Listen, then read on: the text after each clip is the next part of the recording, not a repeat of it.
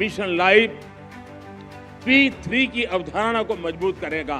P3 यानी pro planet people. आज हम एक ऐसी दुनिया में जी रहे हैं जहां इस बात की चर्चा रहती है कि कौन किस देश या गुट के साथ है और कौन किस देश या गुट के खिलाफ है। लेकिन मिशन लाइफ धरती के लोगों को प्रो प्लेनेट पीपल के तौर पर जोड़ता है, उनको अपने विचार से समाहित करता है, एक कर देता है। ये लाइफस्टाइल ऑफ द प्लेनेट, ये lifestyle of the planet, for the planet and by the planet की मूल सिद्धांत पर चलता है।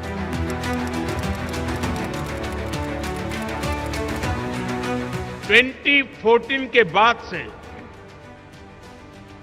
ग्रीन एनर्जी को लेकर भारत का कमिटमेंट और भारत के प्रयास पूरी दुनिया को देख रहे हैं। बीते 9 वर्षों में भारत में रिन्यूएबल एनर्जी कैपेसिटी करीब 70 गीगावाट से बढ़कर करीब 170 गीगावाट हो चुकी है। इसमें भी सोलर पावर कैपेसिटी 20 टाइम्स से ज्यादा बढ़ी है। आज भारत विंड पावर कैपेसिटी के मामले में दुनिया में चौथे नंबर पर है।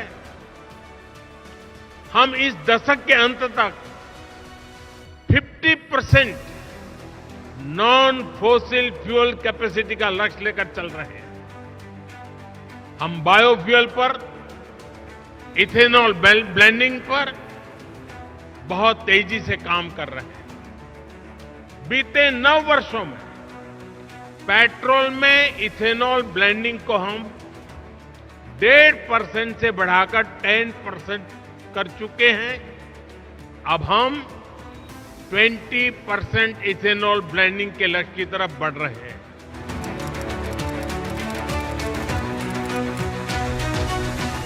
फ्रेंड्स, बायो एनर्जी के क्षेत्र में भी हम तेजी से आगे बढ़ रहे हैं। पिछले साल अगस्त में हमने एशिया की पहली 2G इथेनॉल बायो रिफाइनरी की स्थापना की। हमारी तैयारी इस तरह के 12 कॉमर्शियल 2G इथेनॉल प्लांट्स बनाने की है। सस्टेनेबल एविएशन फ्यूल और रिन्यूएबल डीजल की कॉमर्शियल उपयोगिता की दिशा में भी हमारे प्रयास जारी है।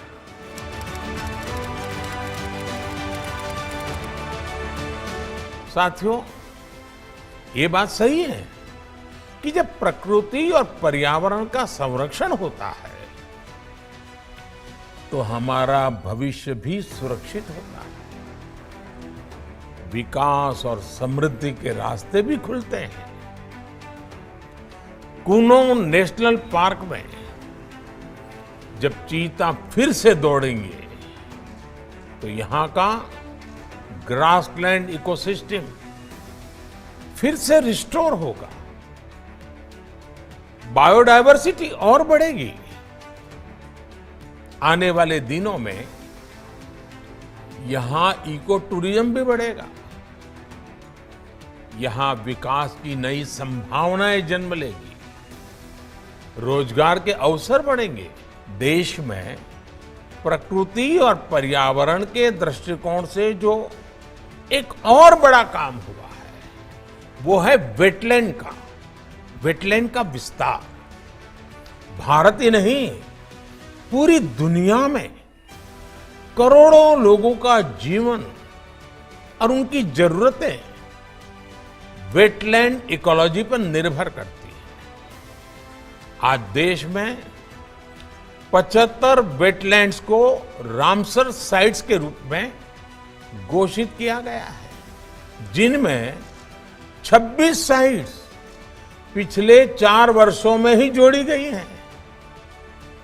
देश के इन प्रयासों का प्रभाव आने वाली सदियों तक दिखेगा और प्रगति के नए पथ प्रशस्त करेगा। साथियों, आज हमें वैश्विक समस्याओं को, समाधानों को और यहां तक कि अपने जीवन को भी होलिस्टिक वे में देखने की जरूरत है। इसलिए आज भारत ने विश्व के ये लाइफ, LIFE, लाइफ यानी लाइफस्टाइल फॉर द एनवायरमेंट जैसा जीवन मंत्र दिया है।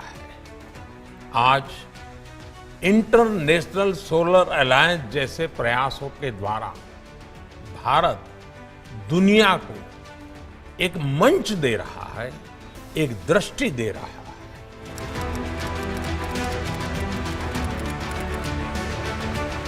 अब आप देखते हैं टेक्नोलॉजी का उपयोग हो रहा है।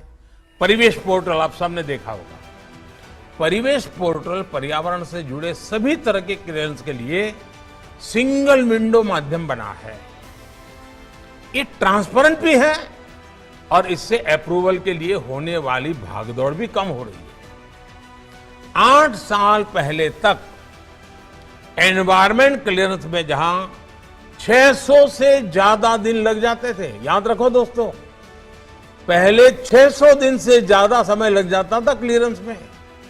आज टेक्नोलॉजी की मदद से उससे ज्यादा अच्छे ढंग से, साइंटिफिक तरीके से काम होता है और सिर्फ 75 दिन के अंदर काम पूरा हो जाता है। पर्यावरण स्वीकृति देने में हम नियमों का भी ध्यान रखते हैं और उन क्षेत्रों के लोगों के विकास को भी प्राथमिकता देते हैं। यानी ये इकोनॉमी और इकोलॉजी दोनों के लिए विन विन सिचुएशन होती है।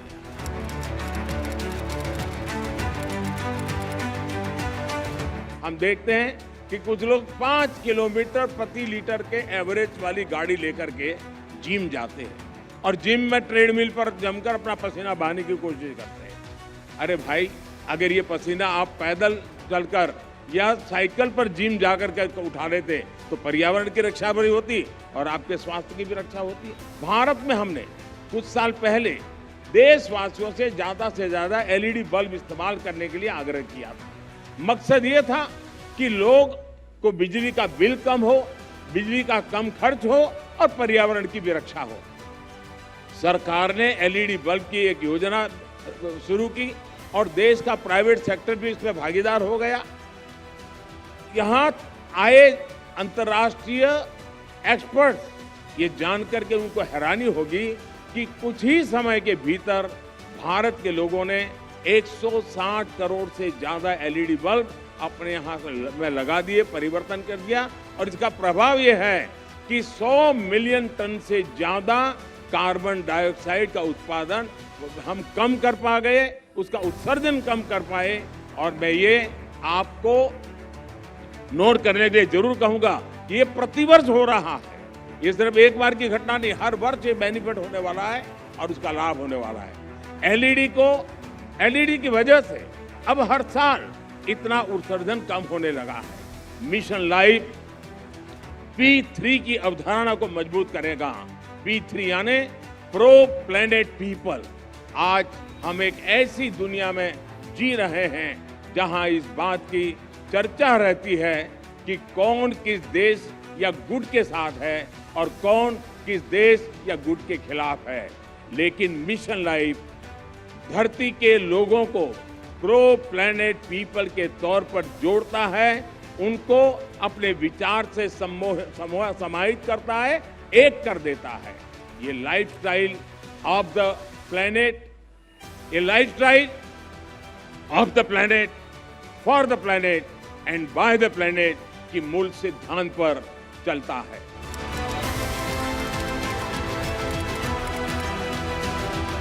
आज पूरे देश में गोवर्धन योजना भी चल रही है।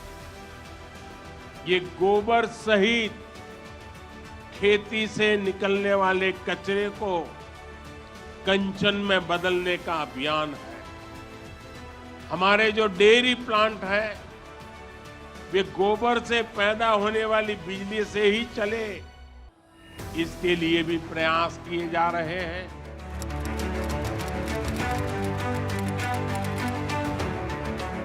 India is a country where protecting nature is a part of culture.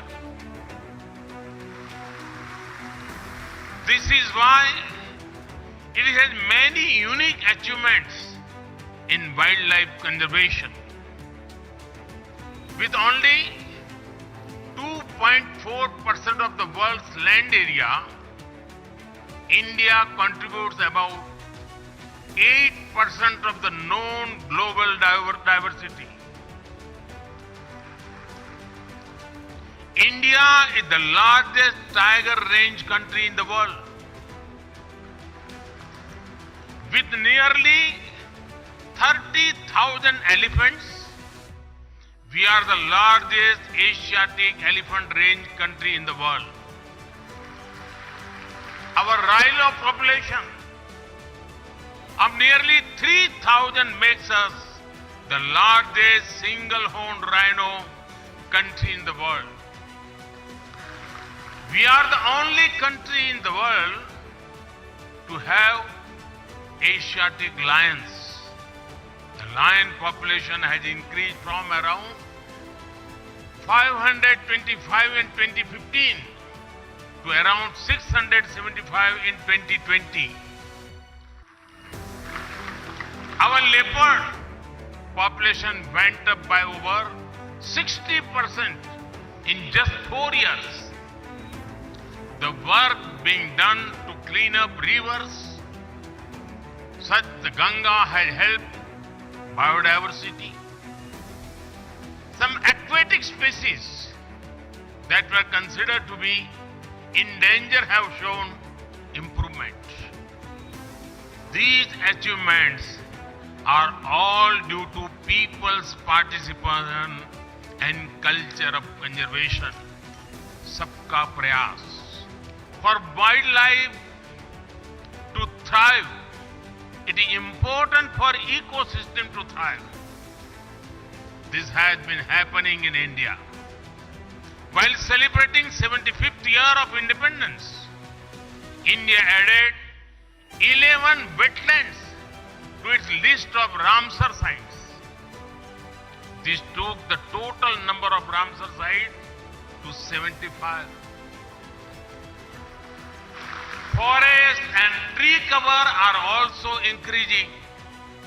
India added over 2,200 square kilometers of forest and tree cover by 2021 when compared to 2019. In the last decade, the number of community reserves increased from 43 to over 100. In a decade, the number of national parks and sanctuaries around which eco-sensitive zones were notified increased from 9 to 468.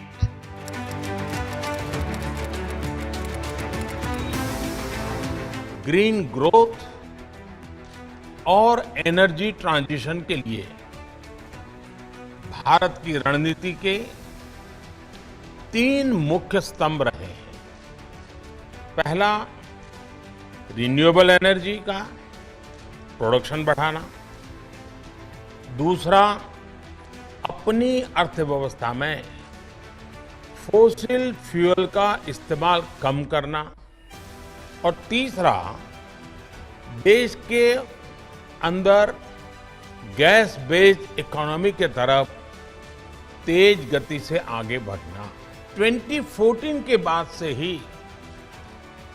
Bharat major economies में renewable energy capacity addition में सबसे तेज रहा है। हमारा track record बताता है कि renewable energy resources को लेकर भारत जो लक्ष्य तय करता है उसे समय से पहले पूरा करके दिखाता है। हमारी इंस्टॉल्ड इलेक्ट्रिसिटी कैपेसिटी में 40% नॉन फॉसिल फ्यूल के योगदान के लक्ष्य को भारत ने 9 साल पहले ही प्राप्त कर लिया।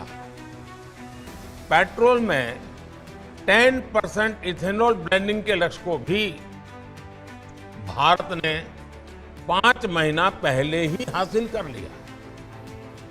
20% इथेनॉल ब्लेंडिंग के लक्ष्य को भी भारत ने 2030 से कम करके 25-26 तक पूरा करने का निर्धारित किया।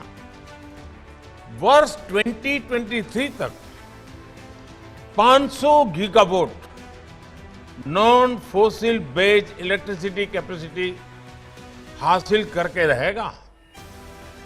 हमारी सरकार जिस तरह बायोफ्यूल्स पर जोर दे रही है, वो सभी इन्वेस्टर्स के लिए बहुत बड़ी अपॉर्चुनिटी लेकर आया है।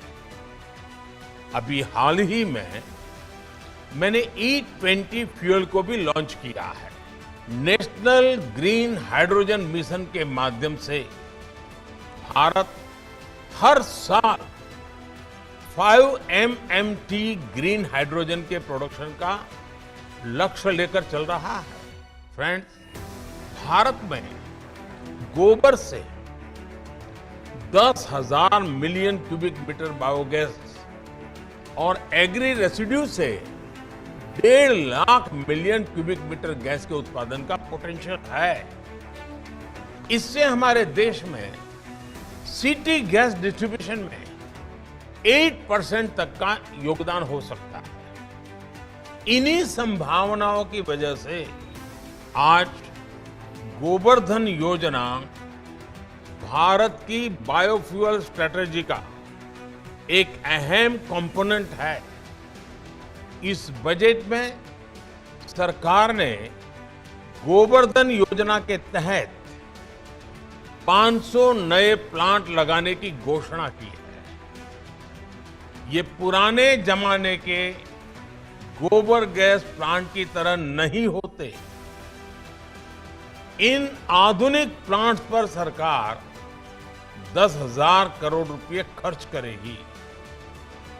सरकार का वेस्ट टू एनर्जी प्रोग्राम देश के प्राइवेट सेक्टर के लिए, हमारे एमएसएमईज के लिए एक नया मार्केट बना रहा है।